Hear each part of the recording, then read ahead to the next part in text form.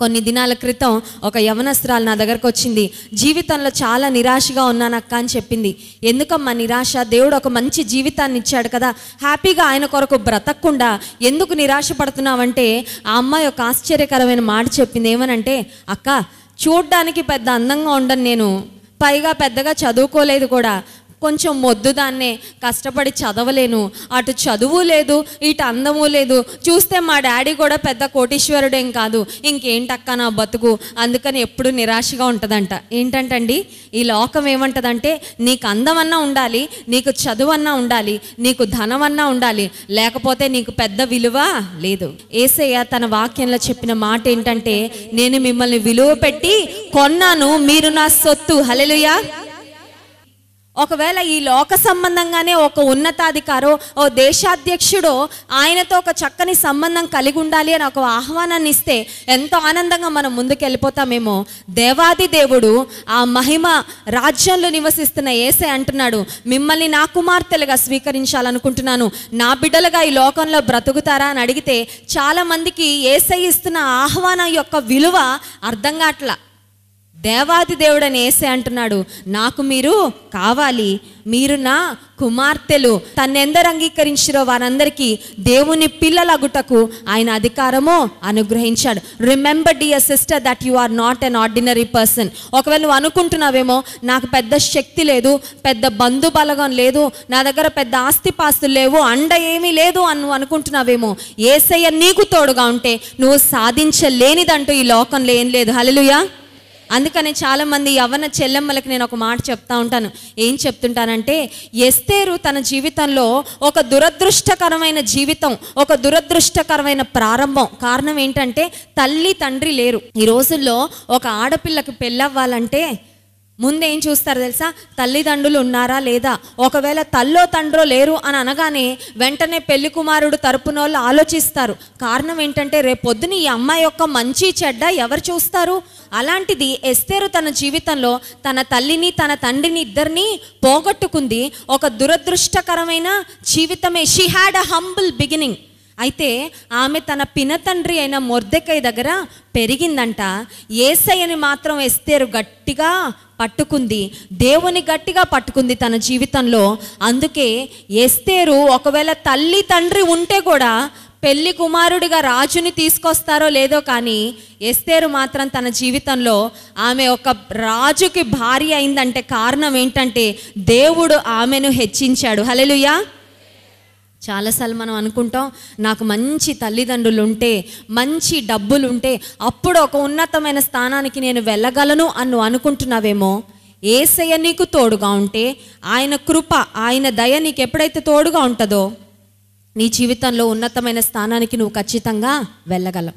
ఈ స్త్రీల సదస్సును మరి ఎందుకు ఏర్పాటు చేశారంటే, నీవు నేను మన జీవితాల్లో యేసయ్యకు దగ్గరగా వెళ్ళాలని, ఆయన్ని గట్టిగా పట్టుకోవాలని, ఆయన్ని ఆధారంగా చేసుకోవాలని, మన కుటుంబాల ఆశీర్వాదభరితంగా మారాలని మరి దేవుని ఉద్దేశం, దేవుని సంకల్పం. ఏం వాక్యాన్ని పంచుకోవాలి ప్రభువా అని దేవుని సన్నిధిలో ప్రార్థన చేస్తున్నప్పుడు బైబిల్లో నుండి అబీగయిలు అనే స్త్రీని దేవుడు నాకు జ్ఞాపకం చేశాడు. ఆమె జీవితంలో నుండి కొన్ని శ్రేష్టమైన విషయాలు మనం ధ్యానం చేసుకుందాం. అబీగయిలు అనే స్త్రీ తన జీవితంలో దేవుని జ్ఞానముతో నింపబడి దేవుని ఆలోచనలు కలిగి ముందుకు వెళ్ళినప్పుడు తన కుటుంబాన్ని ఏ విధంగా తను నడిపించుకుందో, ఏ విధంగా తను దేవుని కృపకు పాత్రలైందో దేవుని వాక్యంలో నుంచి ధ్యానించుకుందాం. సామెతల గ్రంథం 14వ అధ్యాయము 1వ వచనం చదువుతారండి. సామెతల గ్రంథం 14వ అధ్యాయం 1వ వచనం. జ్ఞానవంతురాలు తన ఇల్లు కట్టును, మూఢురాలు తన చేతులతో ఇల్లు ఊడబెరుకును. మనం అనుకుంటాం ఇల్లు కట్టాలంటే ఏం కావాలి?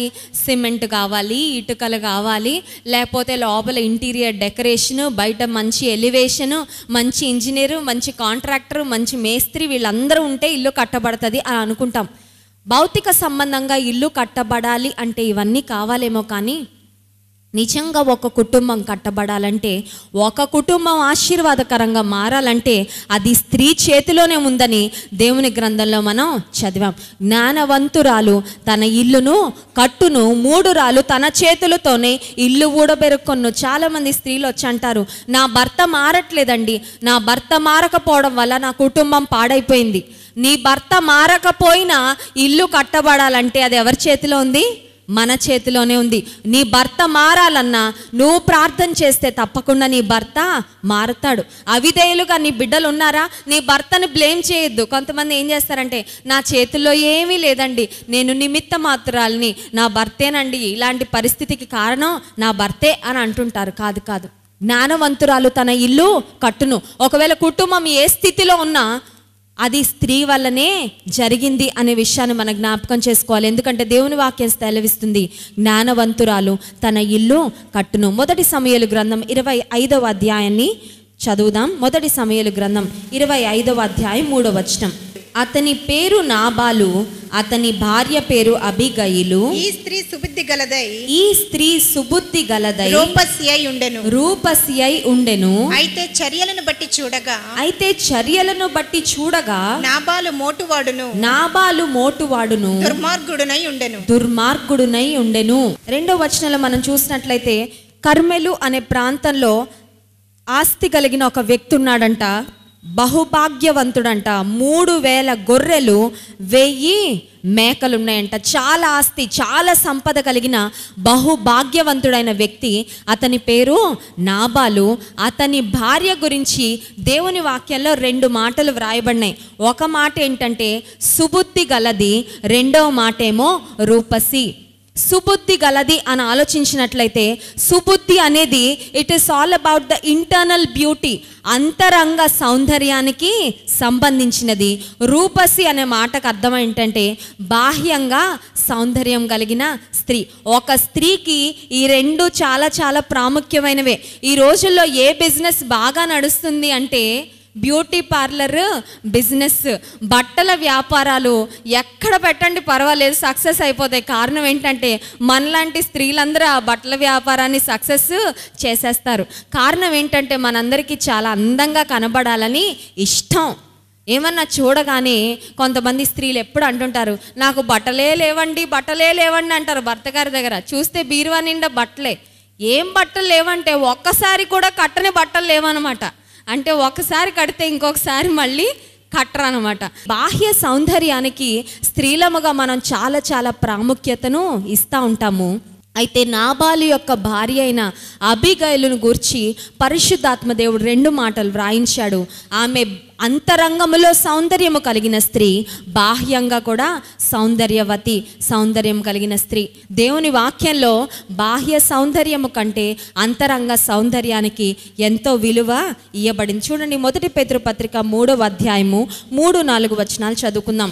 అల్లుకొనుటయు, బంగారు నగలు పెట్టుకొనుటయు, వస్త్రములు ధరించుకొనుటయు నన్ను వెలుపటి అలంకారము మీకు అలంకారముగా ఉండక సాధువైనట్టియు మృదువైనట్టియు నైనా గుణమను అక్షయాలంకారము గల మీ హృదయపు అంతరంగ స్వభావము మీకు అలంకారముగా ఉండవలెను. అది దేవుని దృష్టికి మిగుల విలువ.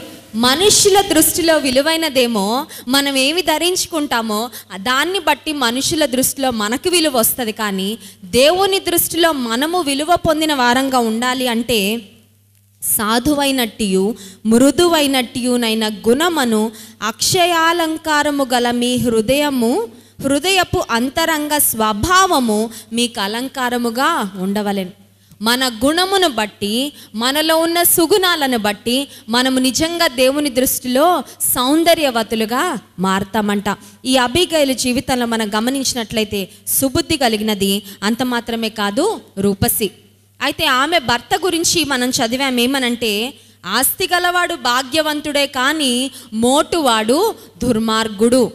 అయితే వారికి ఇందాక చదివాం కదండి, 3000 గొర్రెలు 1000 మేకలు ఉన్నాయంట. ఆ సమయంలో దావీదు అతనితో ఉన్న మరి టీం మెంబర్స్ అందరూ కలిసి ఈ నాబాలు యొక్క గొర్రెలను మేకలను కాచారట. చూడండి ఒకసారి దేవుని వాక్యాన్ని చూద్దాం. మొదటి సమూయేలు గ్రంథం 25వ అధ్యాయము 7వ వచనం. నీ యొద్ద గొర్రెల బొచ్చు కత్తిరించు వారు ఉన్నారని సంగతి నాకు వినబడెను. నీ గొర్రె కాపరులు మా దగ్గర ఉండగా మేము వారికి ఏ కీడును చేసి ఉండలేదు. వారు కర్మెలులో ఉన్నంత కాలము వారేదియూ పోగొట్టుకొనలేదు. దావీదు అతనితో ఉన్న జనులందరూ ఈ నాబాలు యొక్క గొర్రెలకు కాపలా కాశారంట.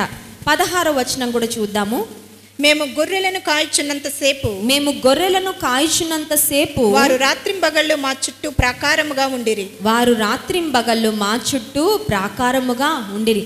నాబాలుతో ఉన్న మనుషులు నాబాలుకి సాక్ష్యం చెప్తున్నారు దావీదును గురించి. ఏమనంటే, దావీదు అతనితో ఉన్న వారందరూ మా దగ్గర ఉన్న గొర్రెలకు, మా దగ్గర ఉన్న మేకలకు మాకు ఒక ప్రాకారం వలె ఉండి మమ్మల్ని ఎంతగానో కాపాడారు అని చెప్తున్నారు. అయితే దావీదు ఏం చేస్తాడంటే, గొర్రెల యొక్క బొచ్చు కత్తిరించే సమయం వచ్చింది. గొర్రెలకు బొచ్చు కత్తిరించే సమయంలో ఏం చేస్తుంటారంటే, పెద్ద విందు చేస్తారనమాట. విందు చేసి ఆ గృహంలోని వారికి, పని వారికి, వారందరికీ పెద్ద విందు చేయిస్తారు. ఆ సమయంలో దావీదు కొంతమందిని పంపిస్తాడనమాట. పంపించి ఈ నాబాలును అడుగుతాడు, మీ గొర్రెలను, మీ మేకలను మేము కూడా కాపాడాం కదా, మీరు ఇంత చక్కగా విందు చేసుకుంటున్నారు, ఈ విందులో మాకు కూడా కొంచెం పాలు పంపులు ఇవ్వండి, మీ సంతోషం మాతో కూడా పంచుకోండి అని దావీదు అడిగితే నాబాలు ఇచ్చిన సమాధానం చూడండి. 10వ వచనం. నాబాలు దావీదు ఎవడు? యెషయి కుమారుడెవడు? తమ యజమానులను విడిచి పారిపోయిన దాసులు ఇప్పుడు అనేకులు ఉన్నారు. నాబాలు లెక్క లేకుండా దావీదు చేసిన మేలును మరిచిపోయి అంటున్నాడు, దావీదు ఎవరు, యెషయి కుమారుడు ఎవరు అని అడుగుతున్నాడు. ఈ మాట ఎప్పుడైతే దావీదు చెవిన పడిందో ఆ సమయంలో దావీదు ఒక తీర్మానం తీసుకున్నాడండి. ఏం తీర్మానం తీసుకున్నాడంటే, ఉపకారమునకు ప్రతిగా అపకారం చేసినందుకు 22వ వచనాన్ని చదువుదాం. అతనికున్న వారిలో ఒక్క మగ పిల్లవానినైనను తెల్లవారునప్పటికి నేను ఉండనియను, లేదా దేవుడు మరి గొప్ప అపాయము దావీదు శత్రువులకు కలుగచేయును గాక అని ప్రమాణము చేసి ఉండెను. దావీదుకు చాలా కోపం వచ్చింది. దావీదు చాలా బాధపడ్డాడు. ఇంత మేలు చేస్తే మేము చేసిన మేలు మరిచిపోయి ఇలా లెక్క లేకుండా మాట్లాడుతున్నాడు నాబాలు. అతని ఇంట్లో మగవాళ్ళు ఒక్కరు కూడా లేకుండా అందరినీ చంపేద్దామని దావీదు బయలుదేరాడంట. ఎప్పుడైతే దావీదు తన కుటుంబాన్ని చంపివేయడానికి బయలుదేరాడు అనే విషయాన్ని అబీగయిలు వినిందో ఆమె చేసిన కార్యాలను ఒకసారి గమనిద్దాం. అబీగయిలు జీవితంలో నుండి 5 శ్రేష్టమైన అంశాలు ఈ మధ్యాహ్న కాల సమయంలో మీతో పంచుకుంటాను. జాగ్రత్తగా దేవుని వాక్యంలోని గమనిద్దాం. 1 సమూయేలు గ్రంథం 25వ అధ్యాయం 18వ వచనం. అందుకు అబీగయిలు నాబాలుతో ఏమీయూ చెప్పక త్వరపడి 200 రొట్టెలను 2 ద్రాక్షారసపు తిత్తులను వండిన 5 గొర్రెల మాంసమును 5 మానికల వేచిన ధాన్యమును 100 ద్రాక్ష గెలలను 200 అంజూరపు అడలను గార్ధబొమ్మల మీద వేయించి మీరు నాకంటే ముందుగా పోవుడి నేను మీ వెనక నుండి వచ్చేదనని తన పనివారికి ఆజ్ఞనిచ్చి చాలండి. ఈ మంట ఎప్పుడైతే తన ఇంటి మీద ఒక గొప్ప విపత్తు రాబోతుంది, చాలా సునాయాసంగా చిన్న వయసులోనే గొల్యాతును చంపిన దావీదు తన భర్త మీదకి వచ్చాడంటే ఖచ్చితంగా తన కుటుంబంలోని వారందరూ చనిపోతారు. ఆ విషయం అబీగయిలకు అర్థమైపోయింది. త్వరపడిందంట. త్వరగా ఆహార పదార్థాలన్నిటినీ సిద్ధం చేయించిందంట. గాడిద మీద బయలుదేరిందంట. 23వ వచనం. అబీగయిలు దావీదును కనుగొని గార్ధబొమ్మ మీద నుండి త్వరగా దిగి దావీదుకు సాష్టాంగ నమస్కారము చేసి తన కుటుంబం మీదకి కీడు వస్తుంది అని ఎప్పుడైతే అబీగయిలు గ్రహించిందో త్వరగా తనేమి చేయాలో అది చేసింది. మొదటి అంశము, అబీగయిలు తన కుటుంబం మీదకి కీడు వస్తుంది అని తెలుసుకున్నప్పుడు త్వరగా తనేమి చేయాలో ఒక చురుకైన స్త్రీగా ఆమె ఉంది. దేవుని వాక్యంలో మనం గమనించినట్లయితే చురుకుగా ఉండుట మహాభాగ్యము అని దేవుని వాక్యంలో చూస్తాం. కొంతమంది స్త్రీలకి చురుకుదనము ఉండదు, సోమరిపోతులుగా ఉంటారు, పడుకుంటే లేవరు, కొన్నిసార్లు ఎన్నిసార్లు భర్త పిలుస్తున్నా పట్టించుకోరు. కొంతమంది స్త్రీలు నాకు ఫోన్ చేసి మా భర్త చాలా కోపంగా ఉంటున్నాడమ్మా నా భర్త నాతో సరిగా మాట్లాడట్లేదమ్మా, ఇంట్లో చాలా సమస్యలు ఉన్నాయమ్మా, ప్రార్థన చేయండి అని అడుగుతారు. ఎందుకు సమస్యలు వచ్చాయని అడిగితే భర్త రాగానే లేచి టీ పెట్టదంట ఈవిడ. భర్త భోజనం పెట్టగా నువ్వే పెట్టుకోవయ్యా అంటదంట. సోమరితనం వలన ఇంట్లో రకరకాల సమస్యలు, భార్య భర్తల మధ్య సరైన ప్రేమ ఐక్యత ఉండట్లేదు. అందుకే దేవుని వాక్యాలు మనం గమనించినట్లయితే భార్యలారా మీ భర్తలకు విధేయులైండండి. ఇంగ్లీష్ బైబిల్లో ఉంటుంది, women respect your husbands, wives respect your husbands. పెళ్ళైన మొదటి సంవత్సరం భర్త మీద ఉన్న గౌరవం స్త్రీలకు ఏమైపోతూ ఉంటుంది, రాను రాను రాను రాను తగ్గిపోతుంటుంది. అవునా? మా మమ్మీ డాడీ మరి దైవజనులుగా ఉంటున్నారు హైదరాబాద్లో. ఒకసారి ఒకళ్ళ ఇంటిని దర్శిద్దామని వారి కొరకు ప్రార్థన చేద్దామని వెళ్ళారట. వెళ్ళగానే ఆ సిస్టర్ గారు సోఫాలో కాలు మీద కాలేసుకొని ఏమండి కాఫీ పెట్టుకొని రండి అనిందంట. మా మమ్మీ డాడీ అక్కడే ఉన్నారు, దైవజనులు ఉన్నారని కూడా మరి మొహమాటం లేకుండా కాఫీ పెట్టుకొని రండి అనగానే పాపం ఆయన భార్యలాగా మరి కిచెన్లోకి వెళ్ళి కాఫీ పట్టుకొని తీసుకొచ్చిన తర్వాత ఈవిడకి కూడా కాఫీ ఇచ్చారంట ఆయనే. ఈవిడ కాఫీ టేస్ట్ చూసి గట్టిగా గదుముతుందంట, ఎంత షుగర్ వేశారు, చక్కెర ఎంత వేయాలో కూడా తెలీదా మీకు అంటుందంట. ఆయన భర్తతో పని చేయించడమే తప్పు, ఆ భర్త భార్య చేయాల్సిన పని భర్తతో చేయించి మళ్ళీ ఆయనను డామినేట్. మా మమ్మీ చాలా ఆశ్చర్యపోయి, ఏమి కుటుంబం ఇది, ఏమి సంసారం ఇది. దేవుని వాక్యం సెలవిస్తుంది, నీ భర్తకి ఇవ్వాల్సిన గౌరవం, నీ భర్తకి ఇవ్వాల్సిన స్థానం నువ్వు ఇవ్వడం నేర్చుకుంటేనే నీ జీవితంలో నీకు విలువ ఉంటుంది. ఒక మాట మీకు చెప్పనివ్వండి, భర్తల్ని కొంతమంది పని మనుషుల్లా చూస్తారు. వీళ్ళు ఏమనుకుంటారు తెలుసా, నేనేమో మహారాణిని, నా భర్త ఏమో పని మనిషి. పని మనిషి భార్య మహారాణి అవుతుందా, పని మనిషి భార్య అవుతుందా? నీ భర్తని పని మనిషిగా చూస్తే నువ్వు పని మనిషి భార్య అవుతావు తప్ప నువ్వు మహారాణి మాత్రం అవ్వవు. నువ్వు నిజంగా మహారాణిలా చూడబడాలనుకుంటే నీ భర్తను ఎలా చూడాలి, మహారాజులాగా చూడాలి. దేవుడు నీకు ఇచ్చిన భర్త ఆయన నీ కుటుంబానికి శిరస్సు, మనం శిరస్సులు కాదు. దేవుడు మనకిచ్చిన భర్తలు కుటుంబానికి శిరస్సు కాబట్టి వారికి ఇవ్వవలసిన గౌరవము, వారికి ఇవ్వవలసిన విలువ, వారికి ఇవ్వవలసిన స్థానం మనం ఎప్పుడు ఇస్తామో అప్పుడు కుటుంబాలు ఆశీర్వాదకరంగా ఉంటాయి.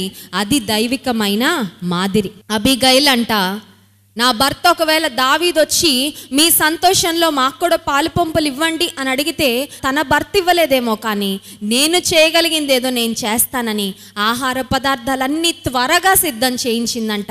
ఎంతో చురుకైన స్త్రీగా మనం చూస్తాం. దావీదు ఎప్పుడైతే ఎదురు పడుతున్నాడో గార్ధబము మీద నుండి త్వరగా దిగిందంట. షీ హరీడ్, చురుకైన స్త్రీగా ఈమెను మనం చూస్తున్నాం. సామెతలు గ్రంథము 31వ అధ్యాయం 27వ వచనం చదువుదాం. సామెతలు గ్రంథం 31వ అధ్యాయం 27వ వచనం. ఆమె తన ఇంటి వాని నడతలను బాగుగా కనిపెట్టును, పని చేయకుండా ఆమె భోజనము చేయదు.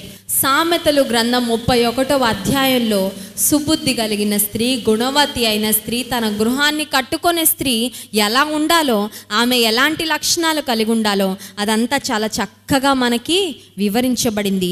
దానిలో ఒక మాట ఏంటంటే ఆమె తన ఇంటి వారి నడతలను బాగుగా కనిపెట్టును. She will know about her household. నీ భర్త సమస్యలేంటి, నీ భర్త అవసరతలేంటి, ఆమె భర్తకి ఏం కావాలో అది చూసుకుంటుంది. బిడ్డలు ఎక్కడికి వెళ్తున్నారు, ఎవరితో ఉంటున్నారు, ఎక్కడ సమయం గడుపుతున్నారు, సమస్యలు ఏమైనా ఉన్నాయా, ఇబ్బందులు ఏమున్నాయా, వాటన్నిటిని చాలా జాగ్రత్తగా గమనిస్తుందంట. అబీగైలు కూడా తెలుసుకుంది, మోటువాడైన దుర్మార్గుడైన తన భర్త దావీదుకు సరిగ్గా ప్రత్యుత్తరము ఇవ్వలేదు, దావీదు మేలుకు తిరిగి మేలు చేయట్లేదు అని ఎప్పుడైతే తెలుసుకుందో వెంటనే తన భర్తను కవర్ చేయడానికి ఏమి చేయగలదో అది చేయడానికి ఆమె త్వరపడినట్లుగా మనము చూస్తున్నాం. మనతో ఇబ్బంది ఏంటంటే త్వరగా చేయాల్సినవేమో నిదానంగా చేస్తాం, నిదానంగా చేయాల్సినవేమో త్వరగా చేస్తాం కదండి. స్త్రీలంగా మనకి తొందరపాటు ఉంటుంది, ఖచ్చితంగా ఉంటుంది. కానీ వేటిలో ఉండాలో వాటిలో కొన్నిసార్లు ఉండదు. యాకోబు పత్రికలో మనం గమనించినట్లయితే 1వ అధ్యాయము 19వ వచనం, ఆ ప్రియ సహోదరులారా ఈ సంగతి ఎరుగుదురు కనుక ప్రతి మనుష్యుడు వినుటకు వేగిరపడువాడును మాటలాడుటకు నిదానించువాడు కోపించుటకు నిదానించువాడై ఉండవలెను. ఒక విషయానికేమో వేగిరపడాలంట, 2 విషయాలకేమో నిదానించాలంట. దేనికి వేగిరపడాలంటే వినడానికి వేగిరపడాలి, కోపం వచ్చినప్పుడు నిదానించాలి, మాటలాడడానికి నిదానం. మనం కరెక్ట్గా ఆపోజిట్ కదండి. కోపం త్వరగా వచ్చేస్తుంది, మాటలు త్వరగా వదిలేస్తాం, వినడానికి మాత్రం అంత ఇంట్రెస్ట్ ఉండదు. కొంతమంది స్త్రీలు ఉంటారు, వాళ్ళు కనబడ్డారంటే గంట సేపు అయినా మాట్లాడుతూనే ఉంటారు, వాళ్ళకి టైము తెలియదు అని దేవుని వాక్యం సెలవిస్తుంది. వినుటకు వేగిరపడు, కోపగించుటకు మాట్లాడుటకు నిదానించు. ఎప్పుడైతే అబిగయలు తెలుసుకుందో తన కుటుంబం మీదకి గొప్ప విపత్తు రాబోతుందని, గొప్ప ఆపద రాబోతుందని త్వరపడి ఆహార పదార్థాలన్నీ సిద్ధం చేయించి గార్ధమం ఎక్కి దావీదును ఎదుర్కొనడానికి బయలుదేరినట్లుగా మనం చూస్తున్నాం. రెండవదిగా 1 సమూయేలు గ్రంథము 25వ అధ్యాయం 23వ వచనం, అబిగయలు దావీదును కనుగొని గార్ధబము మీద నుండి త్వరగా దిగి దావీదుకు సాష్టాంగ నమస్కారము చేసి అతని పాదములు పట్టుకొని ఇట్లనెను. దావీదును చూడగానే ఈమె ఏం చేసిందంటండి, సాష్టాంగ నమస్కారము చేసిందంట. She humbled her self. రెండవదిగా అబిగయల్లో మనం చూసే రెండవ లక్షణం ఏంటంటే ఆమెలో ఉన్న దీనత్వము, ఆమెలో ఉన్న తగ్గింపు. ఈ రోజుల్లో మనుషులు చాలా ఈజీగా గర్వపడుతూ ఉంటారు కదండి. మనుషులందరిలో గర్వించే లక్షణం చాలా ఎక్కువ ఉంటుంది. కొంతమందికి అందాన్ని చూసి గర్వము, కొంతమందికి ధనాన్ని చూసి గర్వం, కొంతమందికి పేరు ప్రఖ్యాతలను చూసి గర్వం, కొంతమందికి వారికి ఉన్న చదువును చూసి గర్వం, అయితే కొంతమందికి ఏమీ లేకపోయినా గర్వమే. గర్వపడడానికి ఏం పెద్ద కారణాలు ఉండక్కర్లేదు. ఈ అబిగయలు ఒక ధనికుడైన వ్యక్తికి భార్య అయినప్పటికీ దావీదుని ఎప్పుడైతే చూసిందో ఆమె సాష్టాంగ నమస్కారం చేసిందంట. తన్ను తాను తగ్గించుకొని అనేక మార్లు మనం గమనించినట్లయితే నీ దాసురాలను అని దావీదు దగ్గర సంబోధించినట్లుగా మనం చూస్తాం. అప్పటికి దావీదు ఇంకా సింహాసనం కూడా ఎక్కలేదు, అప్పటికి దావీదు ఇంకా రాజు స్థానానికి రాలేదు. అయినప్పటికీ తన్ను తాను తగ్గించుకున్న స్త్రీగా మనం చూస్తాం. చూడండి 1 పేతురు పత్రిక 5వ అధ్యాయము 5-6 వచనాలు, మీరందరూ ఎదుటి వారి ఎడల దీన మనస్సును వస్త్రము ధరించుకొని మిమ్మును అలంకరించుకొనుడి. దేవుడు అహంకారులను ఎదిరించి దీనులకు కృప అనుగ్రహించి. దేవుడు ఎదిరిస్తే మనం ఎవరమన్నా నిలబడగలమా? నిలబడలేం. దేవుడు ఎదిరిస్తారంట ఒకళ్ళని. ఎవరినంటే అహంకారముతో ఉన్నవారిని దేవుడు ఎదిరిస్తాడంట. తన కృప మాత్రము దీనులకు దయచేస్తాడు. సమృద్ధిగా ఆయన దగ్గర కృప ఉంది. ఆ కృపకి ఎలిజిబిలిటీ ఏంటి అంటే humble people will find favour and grace in the sight of God. దేవుని దృష్టిలో దయను కృపను ఎవరు సంపాదించుకుంటారంటే దీన మనస్సు కలిగిన వారే. అహంకారులను ఎదిరిస్తాడంట. ఇప్పుడే మనం చదివాం, దీన మనస్సును వస్త్రమును ధరించుకోండి.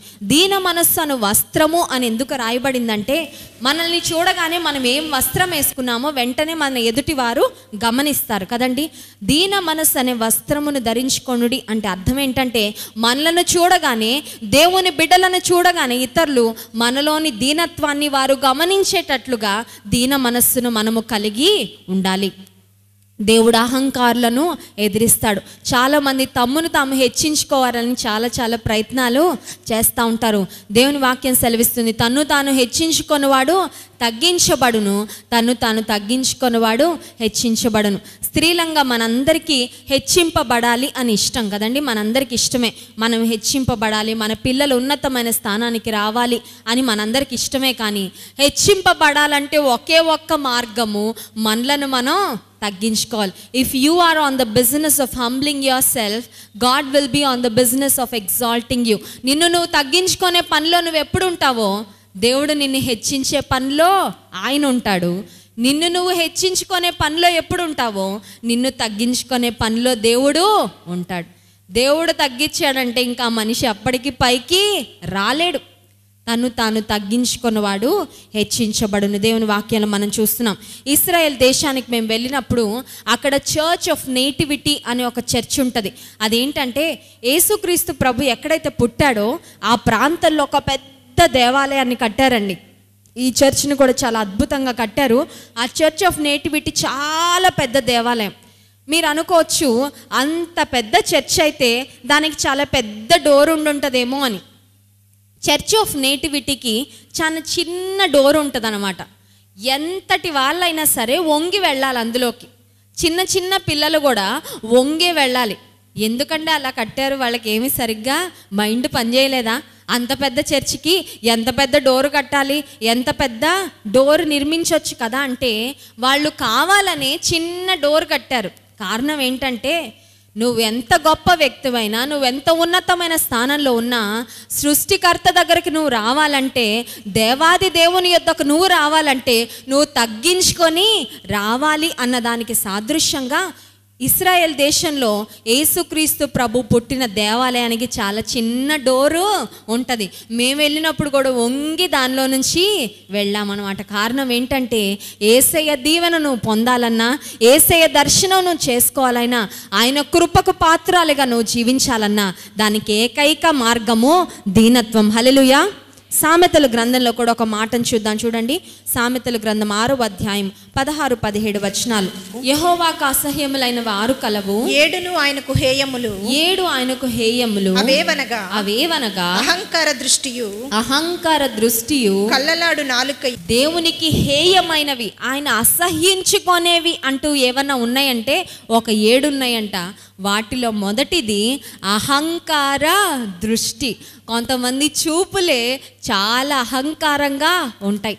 నన్ను మించిన వాళ్ళు ఇక్కడ ఎవ్వరూ లేరు, నేనే చాలా గొప్ప అని వాళ్ళ చూపులతోనే చూపిస్తారంట. దేవుని వాక్యం సెలవిస్తుంది, అహంకార దృష్టి కలిగిన వారంటే దేవునికి హేయులు. He doesn't care. ఒకవేళ నిన్ను నువ్వు హెచ్చించుకుంటా ఉంటే దేవుడు నిన్ను అస్సలు పట్టించుకోడు.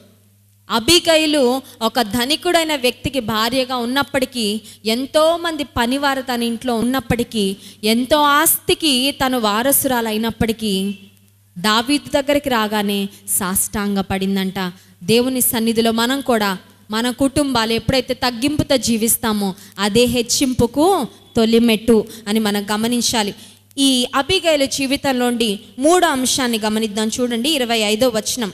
నా ఏలినవాడా, దుష్టుడైన ఈ నాబాలును లక్ష్య పెట్టవద్దు. అతని పేరు అతని గుణములను సూచించుచున్నది. అతని పేరు అతని గుణములను సూచించుచున్నది. అతని పేరు నాబాలు. అతని పేరు నాబాలు. మోటుతనము అతని గుణము. మోటుతనము అతని గుణము. 3వదిగా అబీగయిల్లో కనబడుతున్న శ్రేష్టమైన లక్షణం ఏంటంటే తన భర్త యొక్క తప్పులను కప్పుకోలేదు కానీ ఒప్పుకుంది. ఈ రోజుల్లో తల్లులు ఎలా ఉంటారంటే, పిల్లలు ఏదైనా తప్పు చేస్తే స్కూల్లో టీచర్ కనుక పిలిపించారనుకోండి మనల్ని, మీ పిల్ల ఇలా చేస్తుందండి, మీ అబ్బాయి ఇలా చేస్తున్నాడండి అంటే, మా అబ్బాయి ఎందుకు చేస్తాడండి అని ఫైటింగ్ చేసేసి వస్తారు. అంటే వీళ్ళు ఏం చేస్తారనమాట, కప్పేస్తారు. దేవుని వాక్యాలు మనం గమనించినట్లయితే, అతిక్రమమును దాచిపెట్టువాడు వర్ధిల్లడు, వాటిని ఒప్పుకొని విడిచిపెట్టువాడు కనికరము పొందును. చాలాసార్లు కప్పేయాలని ప్రయత్నం చేస్తూ ఉంటాం. ఒకసారి ఇలాగే అంట, ఒక తల్లి తన కొడుకు స్కూల్లో వెళ్ళి చిన్న చిన్న పెన్సిల్స్, చిన్న చిన్న ఎరేజర్స్ దొంగిలించుకొని వస్తుంటే, ఆహా భలే భలే కొట్టేస్తున్నావురా, మీ నాన్నకు 5 రూపాయలు సేవ్ చేసావు, 10 రూపాయలు పెన్సిల్ ఖర్చు తగ్గింది, మంచి పని చేసావు, శబాష్ అని ఎంకరేజ్ చేసిందంట. వాడు చిన్నగా పెన్సిల్స్, ఎరేజర్స్ దగ్గర నుంచి చిన్న చిన్న వస్తువులు దొంగిలించడం ప్రారంభించాడు. ఆ తర్వాత పెద్ద గజ దొంగ అయిపోయాడు. పోలీసులు పట్టుకున్నారు, జైల్లో పెట్టేసిన తర్వాత ఆ నెక్స్ట్ రోజు వీడికి ఉరి శిక్ష అని చెప్పిన తర్వాత వాడు అన్నాడంట, ఆఖరి కొరకు మా అమ్మని పిలవండి అన్నాడంట. మా అమ్మని పిలవండి అయ్యా ఒక్కసారి, నాకు ఒక ఆఖరి కోరుకుందంటే, అమ్మ నీకు చెవులో మాట చెప్తానమ్మా ఇట్రా అన్నాడంట. వాళ్ళ అమ్మ చెవు ఇస్తే ఏం చెప్తాడో మాట అంటే గట్టిగా కొరికేశాడంట చెవు.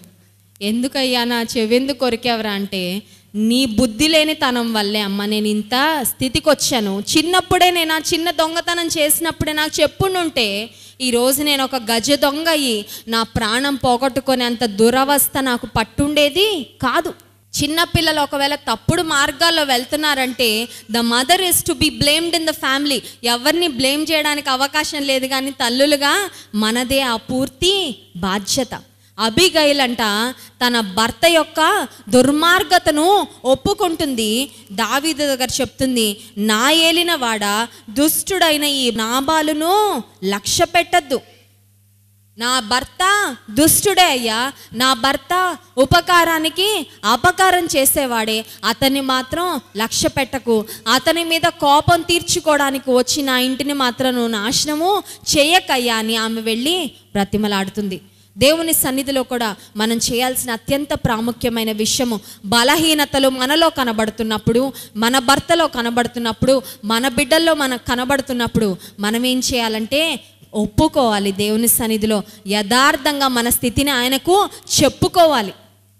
చాలాసార్లు ఇంటర్నేషనల్ జర్నీస్ చేస్తూ ఉన్నప్పుడు ఈ ఫ్లైట్స్లో ట్రావెల్ చేసిన వారందరికీ ఐడియా ఉంటుంది. మన బ్యాగ్స్ ఫ్లైట్లో ఏ బ్యాగ్ అయితే మనం తీసుకెళ్తామో ఆ బ్యాగ్ని ఒక ఎక్స్రే స్కానర్ గుండా పంపిస్తామండి.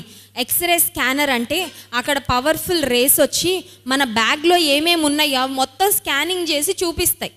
మన బ్యాగ్ జిప్ కూడా మనం తెరవక్కర్లేదు. మన బ్యాగ్లో చిన్న గుండు సూది ఉన్నా అక్కడ కూర్చున్న ఇన్స్పెక్షన్ ఆఫీసర్స్కి కంప్యూటర్ స్క్రీన్లో మన హ్యాండ్ బ్యాగ్లో ఏమున్నాయో మొత్తం కనబడతాయి అన్నమాట క్లియర్గా. ఒక్కోసారి మర్చిపోయి ఓ గుండి సూదో లేకపోతే ఓ చిన్న సేఫ్టీ పిన్నో మనం బ్యాగ్లో పెట్టేసుకున్నా వాళ్ళు అంటారు, ఫ్లైట్లో సేఫ్టీ పిన్ తీసుకెళ్ళడానికి వీల్లేదు, గుండు సూదులు లేకపోతే కత్తెరలు లేకపోతే నెయిల్ కట్టర్స్ ఇలాంటివి తీసుకెళ్ళడానికి వీల్లేదు, వీటిని ఇక్కడ పడేస్తే తప్ప మీ హ్యాండ్ బ్యాగ్ మీరు ఫ్లైట్లోకి తీసుకెళ్ళడానికి అవకాశం లేదు అంటారు. నాకు అనిపిస్తూ ఉంటుంది, మానవుడు దేవుడిచ్చిన జ్ఞానంతో ఇంత అద్భుతమైన స్కానింగ్ మెషిన్స్ తయారు చేసి బ్యాగ్ తెరవకుండానే బ్యాగ్లో ఏముందో మొత్తం చూసేస్తుంటే పరలోకంలో ఉన్న దేవుడు, మనందరినీ సృష్టించిన దేవుడు మన మనసుల్లో, మన రహస్య జీవితాల్లో మనలో ఉన్న పాపాలు, మనలో ఉన్న బలహీనతలు ఆయనకు తెలియవంటారండి? ఖచ్చితంగా తెలుస్తాయి. కొన్నిసార్లు భర్తకు తెలియకుండా ఎన్నెన్నో పనులు చేసేస్తూ ఉంటారు. రహస్యంగా ఎన్నో కార్యాలు మనం చేసేస్తూ ఉంటాం. దేవుడు చూడట్లేదా? ఆయనకి తెలీదా? అతిక్రమములు దాచిపెట్టువాడు వర్ధిల్లడు. అబిగైలు తన జీవితంలో గ్రహించింది ఏమనంటే, నా భర్త గొప్పవాడు అయి ఉండొచ్చు, నా భర్త ధనవంతుడు అయి ఉండొచ్చు, కానీ ఆయన ఒక దుష్టుడు. ఆయన పరిస్థితిని ఉన్నట్టుగా దావీదు దగ్గర ఒప్పుకుంటాను, నా కుటుంబాన్ని, నా భర్తను నేను దక్కించుకుంటాను అనుకుంది. ఆమె పరిస్థితిని యథార్థంగా ఒప్పుకుంది. అంత మాత్రమే కాదు, 28వ వచనాన్ని చదువుకుందాం. నీ దాసురాలనైనా నా తప్పు క్షమించుము, నా ఏలిన వాడవగు నీవు యెహోవా యుద్ధములను చేయుచున్నావు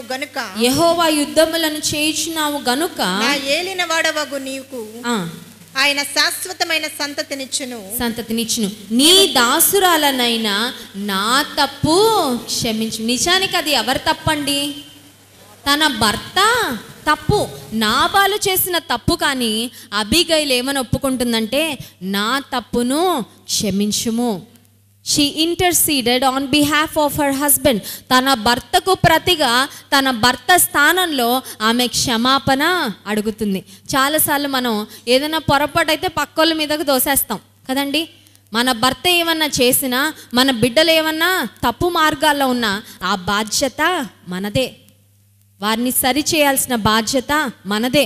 వారి కొరకు ప్రార్థన చేయాల్సిన బాధ్యత మనదే. అబిగైల్ ఒప్పుకుంటుంది, ఇది నా అతిక్రమము, నా పాపము, దయచేసి నన్ను క్షమించు. అంత మాత్రమే కాదు, ఆమె ఏం చేస్తుందంటే, నా భర్తతో నేను ఏకీభవించట్లేదని కూడా చాలా స్పష్టంగా చెప్తుంది. బైబిల్లో మనం గమనించినట్లయితే నూతన నిబంధనలో అననీయ సప్పీరా అనే ఇద్దరు భార్య భర్తలు మనం చూస్తాం. ఈ అననీయ సప్పీరాలు ఒక పొలాన్ని, ఒక భూభాగాన్ని అమ్మి వేసుకున్నారు. అమ్మి వేసిన తర్వాత ఆ ధనమంతా తీసుకొచ్చి అపోస్తలులకు ఇచ్చేయాలి అనుకున్నారు. ఆ సమయంలో పేతురు దగ్గరకు వచ్చారు. కొంత ధనం వారి కొరకు దాచిపెట్టుకొని కొంత ధనమే తీసుకొచ్చి పేతురుకి ఇస్తారు. ఆ సమయంలో పేతురు అడుగుతాడు, మీరు అమ్మి వేసుకున్న తర్వాత పూర్తి ధనం మీరు తీసుకొని రాలేదు కదా, కొంత ధనం మీరు ఉంచుకున్నారు కదా అంటే, అననీయ సప్పీరాలు ఇద్దరూ అబద్ధం ఆడతారు, ఇద్దరూ దేవుని ఉగ్రతకు పాత్రులై చనిపోతారు. ఒకవేళ అననీయ గనక అబద్ధమాడి చనిపోయాక ఈ సప్పీరా అయినా నా భర్తలాగా నేను అబద్ధికురాలిలాగా ఉండను అని అనుకోనుంటే సప్పీరా తన ప్రాణాన్ని ఖచ్చితంగా కాపాడుకునేది. తను కూడా తప్పుడు మార్గంలో ఉన్న తన భర్తతో చేయి కలిపింది, ఏకీభవించింది. అంత మాత్రమే కాదు, నయోమి జీవితాన్ని కూడా మనం గమనించినట్లయితే, నయోమి ఎలీమెలెకులు ఎప్పుడైతే రొట్టెల ఇల్లైన బెత్లెహేములో కరువు వచ్చిందని తెలుసుకున్నారో మోయాబుకు బయలుదేరారు కుమారులు ఇద్దరిని తీసుకొని. ఆ తర్వాత ఏం జరిగిందంటే మనందరికీ తెలుసు, ఎలీమెలకు చనిపోయాడు, కుమారులు ఇద్దరు కూడా మోయాబు దేశంలో చనిపోయారు.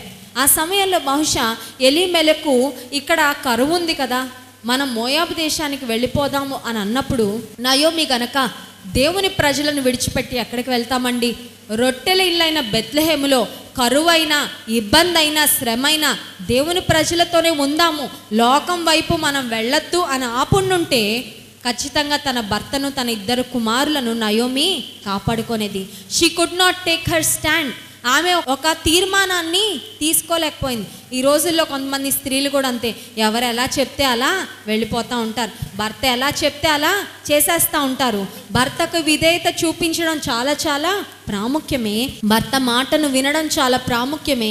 అయితే నీ భర్త ఒకవేళ దేవునికి ఇష్టం లేని కార్యాలు ఏమైనా చేయాలి అనే తలంపు నీకు ఇచ్చినప్పుడు వెంటనే దేవుని కొరకు నిలబడాలి. దేవునికి అయిష్టమైన కార్యాలకు మన జీవితాల్లో చోటు లేకుండా ఎప్పుడు మనం చూసుకుంటామో మన కుటుంబాలను మనము కాపాడుకుంటాం. 4 అంశాలు చెప్పాను కదండి, ఏం అంశాలు చెప్తారా? మొదటి అంశము చురుకైన స్త్రీ, వెరీ గుడ్. రెండవ అంశము దీనత్వము కలిగిన స్త్రీ, వెరీ గుడ్. మూడవ అంశము లోపాలను తప్పులను ఒప్పుకుంది. 4వ అంశము క్షమించమని, నా తప్పని క్షమాపణ కోరింది. ఇక్కడ చాలా చురుకైన స్త్రీలు ఉన్నారు, నాకు చాలా చాలా సంతోషంగా ఉంది, మీరందరూ చక్కగా వింటున్నారు.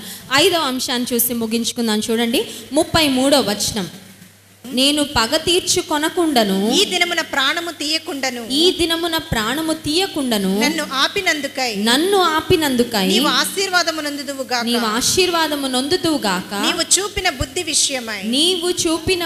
విషయమై నీకు ఆశీర్వాదము కలుగునుగాక, నీకు ఆశీర్వాదము కలుగునుగాక.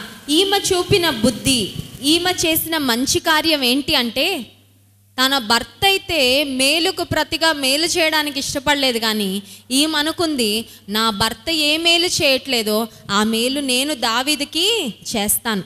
దావీదు అతనితో ఉన్న వారందరూ నా భర్తకు ఎంతో మేలు చేశారు, ఆ మేలుకు ప్రతిగా నేను మేలు చేస్తానని ఆమె బయలుదేరి వెళ్ళింది కదండి. 5వదిగా మనం గమనించినట్లయితే ఈ స్త్రీలో ఉన్న 5వ లక్షణము కృతజ్ఞత కలిగిన స్వభావం. She was a women with an attitude of gratitude. కృతజ్ఞత కలిగిన స్త్రీగా మనం చూస్తున్నాం. గలతీ పత్రిక 6వ అధ్యాయం 9వ వచనాన్ని చదువుకుందాం. చూడండి, మనము మేలు చేయుట యందు విసుగక యుందము, మనము మేలు చేయుట యందు విసుగక యుందుము, మనము అలయక మేలు చేసితిమేని, మనం అలయక మేలు చేసితిమేని, తగిన కాలమందు పంట కోతుము, తగిన కాలమందు పంట కోతుము. మనము మేలు చేయుట యందు విసుగక యుందుము. కొన్నిసార్లు మేలు చేయడంలో అలసిపోతాం కదండి. ఎవరికైనా బాగాలేదనుకోండి, వాళ్ళకి మంచి వంట చేసి అన్నీ చేస్తాము, అబ్బో ఇప్పుడు బాక్సులు ఎత్తుక్కోవాలి, బాక్సులు ఎక్కడ దొరుకుతాయో అనుకుంటారు. బాక్సులు అన్నింటిలో పెట్టి పంపించాక వీళ్ళు బాక్సులు తీసుకుంటారు కానీ మళ్ళీ బాక్సులు పంపిరు అనుకుంటాం. అంటే ఏంటి, ఒక్కోసారి మనకు విసుగు చిరాకు వచ్చేస్తుంటుంది. కొన్నిసార్లు ఎవరికి మేలు చేశామో వారి నుంచే మేలు ఆశిస్తూ ఉంటాం. నువ్వు మేలు చేయుట యందు విసుగక ఉంటే దేవుడు తగిన సమయంలో నువ్వు చేసిన మేలుకు ప్రతిగా మేలు ఏదో ఒక రూపంలో ఏదో ఒక వ్యక్తుల నుండి నీకు ఖచ్చితంగా పంపిస్తాడు. హల్లెలూయా. ఇంజనీరింగ్ చదివేటప్పుడు నాకు ఒక అలవాటు ఉండేది, నేను ఏం చదువుకున్నా మా ఫ్రెండ్స్ అందరికీ ఎక్స్ప్లెయిన్ చేసేదాన్ని. ఎందుకంటే ఇంజనీరింగ్లో చాలా సిలబస్ ఉంటుంది, ఎంత చదివినా ఇంకా చదవడానికి చాలా ఉంటుంది అనమాట. సో నేను ఏం చదివితే అందరికీ చదివించేదాన్ని. ఒకరోజు ఏమైందంటే మాకు 4 ప్రశ్న పత్రాలు ఉంటాయి అన్నమాట, 4 సెట్స్ ఉంటాయి అన్నమాట. ఎవరికి ఏదన్నా రావచ్చు. ఆ ఎగ్జామ్ ముందు కూడా అందరికీ ఎక్స్ప్లెయిన్ చేశాను. అందరం బాగా చదువుకున్నాక అందరికంటే కష్టమైన పేపర్ నాకు వచ్చింది. ఈజీ పేపర్స్ మా ఫ్రెండ్స్ అందరికి వచ్చాయి. ఎగ్జామ్ అయిపోగానే నేను బాగా డల్గా ఉన్నాను. ఎందుకంటే అందులో నాకు వచ్చింది సరిగ్గా రాలేదన్నమాట. క్వశ్చన్స్ అన్నీ కష్టంగా ఉన్నాయి. ఆ టైంలో మా ఫ్రెండ్స్ అందరు నా దగ్గరకు వచ్చి, చాలా థ్యాంక్స్ బ్లెస్సీ, నువ్వు చెప్పినవే వచ్చే ఎగ్జామ్లో, నీ వల్ల నాకు ఇన్ని మార్క్స్ వస్తున్నాయి, ఇవాళ నీ వల్ల అన్ని మార్క్స్ అని చెప్తున్నారు. నా వల్ల మీకు మార్క్స్ వస్తే నాకు హ్యాపీయే, మీ అందరికీ మార్క్స్ వచ్చి నాకు మార్కులు రాకపోతే నాకు బాధే. సరేని రిజల్ట్ వచ్చాక అందరికంటే ఆ సబ్జెక్ట్లో తక్కువ మార్కులు నాకే వచ్చాయి. చాలా బాధగా ఉన్నా నేను అంటున్నాను, దేవుడా అందరికీ హెల్ప్ చేసి అందరికంటే నేనే తక్కువ స్థితిలో ఉన్నాను, నాకు చాలా బాధగా ఉంది, ఇంకా నుంచి నేను ఎవ్వరికి ఏం చెప్పను, చాలా నిరాశపడిపోయాను. ఆ టైంలో ఈ వాక్యం దేవుడు నాకు జ్ఞాపకం చేసి, బస్సులో కూర్చొని ఉన్నాను, కాలేజ్ నుండి ఇంటికి వస్తున్నాను. ప్రతిరోజు బస్సులో బైబిల్ చదువుకునే అలవాటు ఉంది నాకు. తీయగానే దేవుడు గలతీ పత్రికలోంచి మాట్లాడుతున్నాడు, అలయక మేలు చేస్తే తగిన కాలమందు పంటకొస్తాం. నేను అన్నాను, ప్రభువా నిజంగా నాకు ఇంకెవరికి హెల్ప్ చేయాలని లేదు, కానీ నేను హెల్ప్ చేస్తాను, నువ్వు చెప్పావు కదా నేను చేస్తాను అన్నాను. ఆ తర్వాత ఫైనల్ ఇయర్ రాగానే చాలా కంపెనీస్, సాఫ్ట్వేర్ కంపెనీస్ క్యాంపస్ సెలెక్షన్స్కి వచ్చాయి. రాగానే మా ఫ్రెండ్స్ అందరిలో దేవుడు తన మహాకృపను బట్టి ఫస్ట్ నాకే జాబ్ ఇచ్చాడు. హల్లెలూయా. అప్పుడు దేవుడు నాకు జ్ఞాపకం చేశాడు, ఏమనంటే, నువ్వు నీ స్నేహితులందరికీ చేసిన మేలుకి ఇదిగో నీకు నేను ప్రతిఫలము ఇస్తున్నాను. హల్లెలూయా. కొన్నిసార్లు మనకి మేలు జరగడం ఆలస్యం అవుతే నిరాశ వచ్చేస్తుంది, కృంగిపోతూ ఉంటాం. అయ్యో అందరికీ మేలు చేస్తాను, అందరికీ సహాయం చేస్తాను, నా అవసరత వచ్చేసరికి నాకెవ్వరు సహాయం చేసేవారు లేరే అని.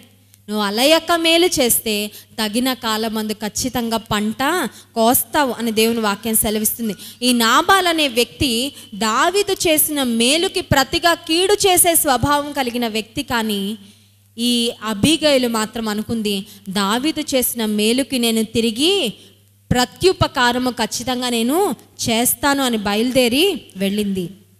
ఇందాకే మనం చదివాం 103వ కీర్తనలో, ఆయన చేసిన ఉపకారములలో దేనిని మరువకు. కొన్నిసార్లు జీవితంలో, దేవా నువ్వు నాకు ఏం చేసావు అంటారు. అన్నారా మీరు ఎప్పుడైనా? ఏం చేసావు నాయనా నాకు నువ్వు? పక్కన వాళ్ళ పిల్లలందరూ పెళ్ళిళ్ళు అయిపోతున్నాయి అనుకోండి, మా అమ్మాయికి ఎప్పుడు అవుతుంది ప్రభా? అందరికీ జాబులు వచ్చేస్తున్నాయి అనుకోండి, మా పిల్లలకి ఎప్పుడు జాబులు వస్తాయి? చర్చిలో ఎవరైనా నిలబడి మా అప్పులు తీరాయని సాక్ష్యం చెప్తే, మా జీవిత కాలంలో అసలు అప్పులు తీరతాయి అంటావా ప్రభు? కొన్నిసార్లు ఇతరులతో పోల్చుకొని చాలాసార్లు మనం నిరాశ పడిపోతూ ఉంటాం, కృంగిపోతూ ఉంటాం. కానీ ఒక్కసారి నీ జీవితంలో నువ్వు వెనక్కి వెళ్ళి దేవుడు నీకు చేసిన మేళ్ళన్నీ గుర్తు చేసుకుంటే నీకు అర్థమవుతుంది, దేవుడు నిన్ను ఎంతగా ప్రేమిస్తున్నాడో, నిన్నెంతగా ఆశీర్వదించాడు. అందుకే దావీదు అన్నాడు, ఆయన చేసిన ఉపకారంలో దేనిని మరువకు. ప్రియమైన సహోదరి, దేవుడు చెప్పిన మాట, నిన్ను వలె నీ పొరుగు వారిని ప్రేమించు. నువ్వు ఎప్పుడైతే ప్రేమిస్తూ ఉంటావో, ఎప్పుడైతే నువ్వు మేలు చేస్తూ ఉంటావో, ఎప్పుడైతే క్రీస్తు ప్రేమను క్రియల్లో చూపిస్తూ ఉంటావో, ఆ మేలు తిరిగి నువ్వు ఖచ్చితంగా నీ జీవితంలో పొందుకుంటావు. అబీగయలు జీవితంలో మనం గమనించినట్లయితే 5వ లక్షణం, కృతజ్ఞత కలిగి దావీదును లెక్క చేయకుండా మాట్లాడలేదు, కానీ ఎన్నో ఆహార పదార్థాలు సిద్ధపరిచి దావీదు దగ్గరికి తీసుకెళ్ళి ఇచ్చింది. ఇదిగో అయ్యా, నువ్వు మాకు చేసిన మేలు కృతజ్ఞతగా ఈ ఆహార పదార్థాలన్నీ నీ కొరకు సిద్ధపరిచి తీసుకొని వచ్చానని. అప్పుడు దావీదు అన్నాడు, ఇక నిన్ను కానీ నీ ఇంట్లో ఉన్న ఎవరిని కానీ నేను సంహరించను. అబీగయలు జీవితంలోండి 5 ప్రాముఖ్యమైన అంశాలు మనం ధ్యానం చేసాం. ఈ మధ్యాహ్న కాల సమయంలో స్త్రీలంగా ఉన్న మనము దేవుని సన్నిధిలో మనల్ని మనం పరీక్షించుకుందాం. దేవుణ్ణి అడుగుదాం, ప్రభా నా కుటుంబాల్లో ఏ లోటుపాట్లు ఉన్నాయో, ఏ బలహీనతలు ఉన్నాయో అబీగయలు వలె ఒప్పుకుంటాను ప్రభా, కప్పుకోనయ్యా ఒప్పుకుంటాను, కృతజ్ఞత కలిగి బ్రతుకుతాను, దీన మనస్సు అనే వస్త్రాన్ని నేను కూడా ధరించుకుంటాను, చురుకైన స్త్రీగా ఉంటాను. దేవుని సన్నిధిలో అడుగుదాం.